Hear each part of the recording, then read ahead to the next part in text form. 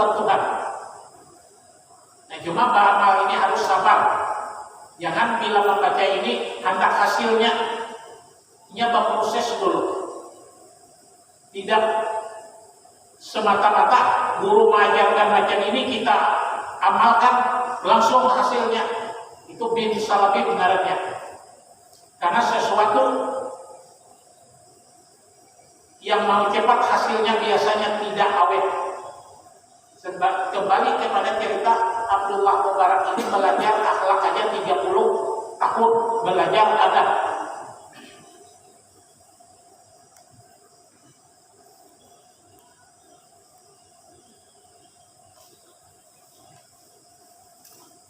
Orang yang sabar itu disertai oleh Allah di dalam kehidupannya.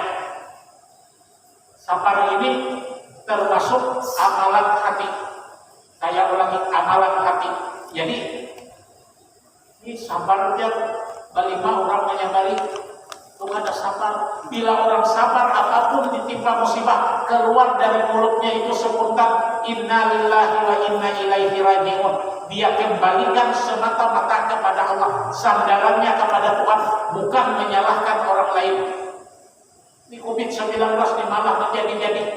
Siapa yang disalahkan? Tapi kalau orang yang beriman, kayak permainan pingpong yang boleh kakak, kehendak yang kuasa selesai urusan. Tapi bukan kita tidak berusaha berikhtiar untuk mencegah dan mengobatinya. Itu artinya usaha dan ikhtiar manusia itu jalan, kesimpulannya Allah yang memberi kesimpulan. Makanya bila di dalam hidup itu kita itu sabar, dan sabar itu beriringan dengan niat. Sama seperti kita duduk di majelis ilmu ini. Apa yang kita niatkan itu kita dapat. Apabila niat kita mencari keridhaan Tuhan, ridha Tuhan kita dapat. Apabila niat kita mau mendapat ilmu kita dapat. Jadi tergantung niat. Jadi zaman dulu ada yang ceritakan seorang guru itu mendiam di hutan, memiliki 2 orang murid. Setelah selesai belajar dibimbing oleh guru ilmu macam-macam, turunlah 2 murid itu berbaur di tengah masyarakat.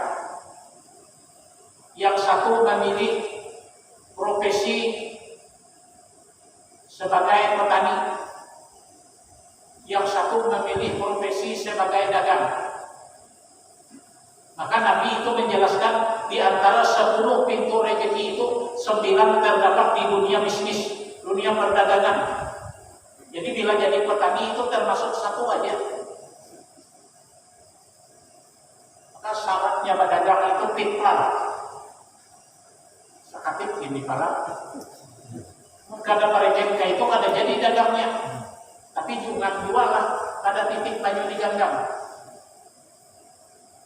Isim mengacak ya. Akhirnya memarasit. Jadi nimpin harta tela tapi bisit lunggar-lunggar.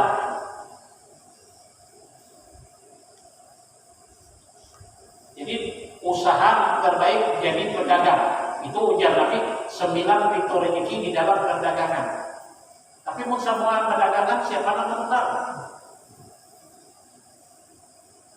Nah, 1 murid ini memilih gawian jadi pakabun Jawa. Jadi kalau lawasan murid ini turun gunung, ujar nang pakabun Jawa ini, lawas aku pada menghilang guru. Cabut Jawa buat dalam sak bawah ke guru. Assalamualaikum guru, waalaikumsalam. Ujar guru, lawasnya ikan kada menghilang. Awal benar dia. Ini ulun membawa Jawa pesan sempian. Ngomong-ngomong, ujarnya ulun ngulik guru aja. Guru itu ke belakang menemui istrinya di dapur. Ini murid kita nih datang bilang apa nang bisa disangui, ujar guru. Ujar bininya ada kambing donang di bari pacaman kedua itu. Aku saja ujar guru, aku di kolesterol juga.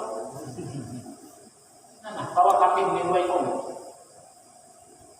Pas mulik kambing 2 ekor, ketemu lawan kawannya yang pedagang.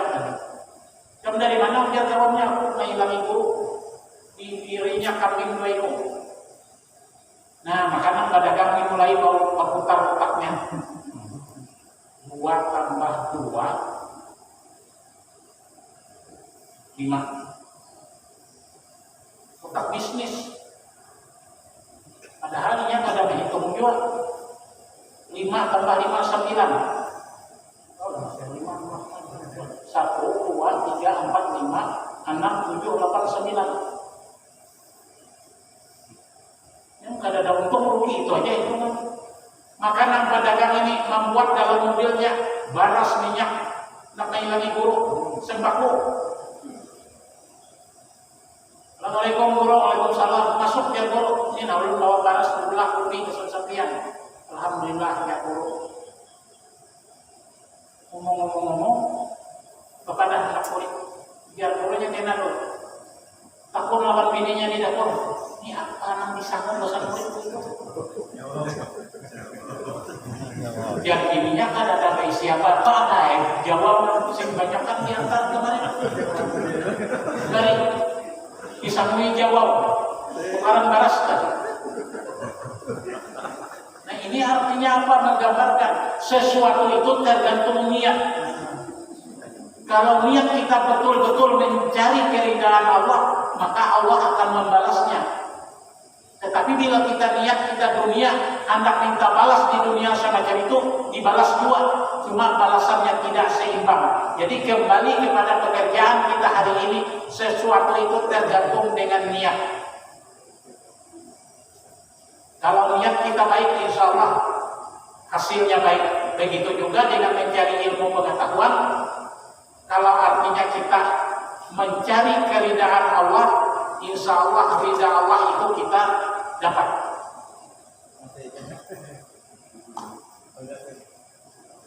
Yang kelima, bentuk sabar yang diperlukan, sabar di dalam sakit.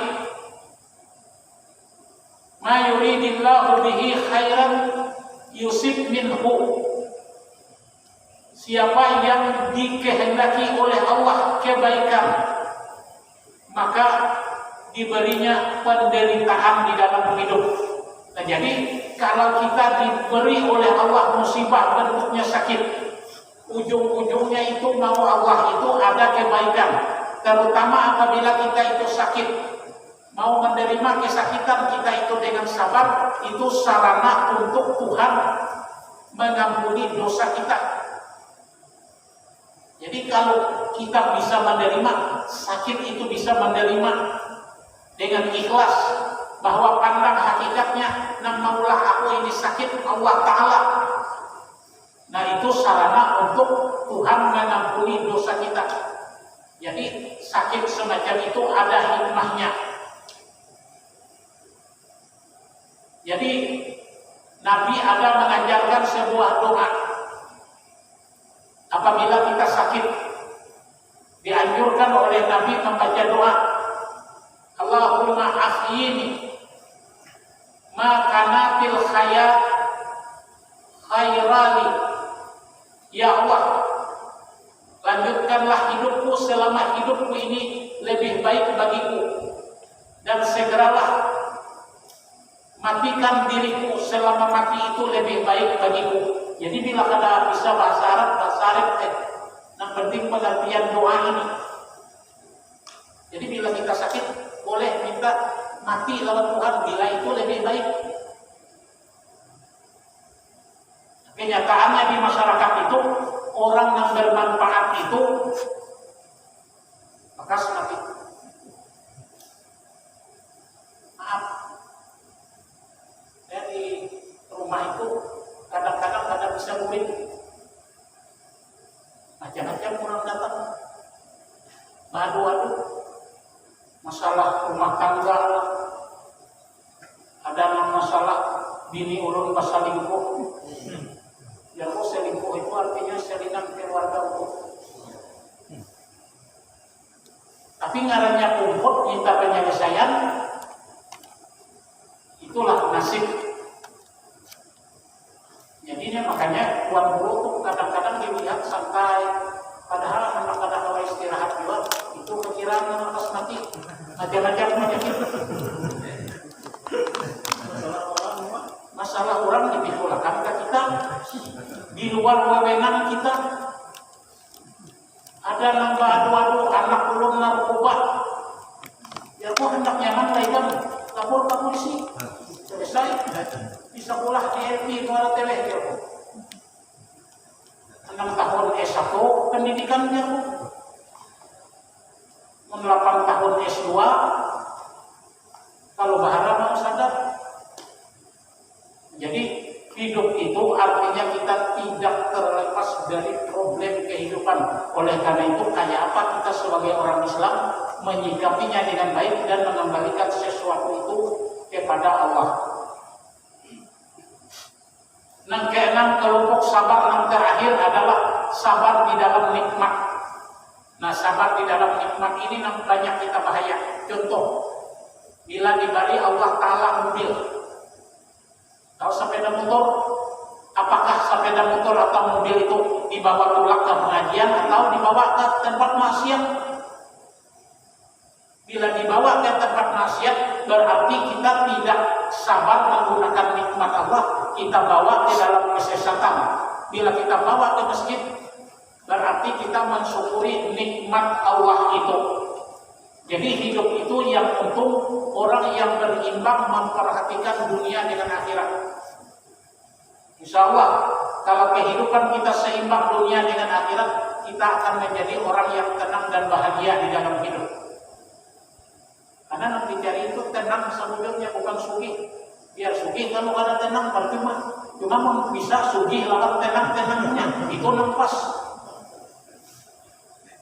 Salah satu tujuan kita duduk di majelis ilmu ini agar hati kita diberikan ketenangan oleh Allah. Demikian sekilas info malam ini. Mohon maaf. Mudah-mudahan kita selalu diberikan kesehatan oleh Allah. Mudah-mudahan kita diberi rezeki oleh Allah yang halal lagi baik. Dan mudah-mudahan di akhir hayat kita dapat husnul khatimah. Kita dikumpulkan dengan Rasulullah baik di dunia maupun di akhirat. Hasbunallahu wa ni'mal wakil. Wassalamualaikum warahmatullahi wabarakatuh.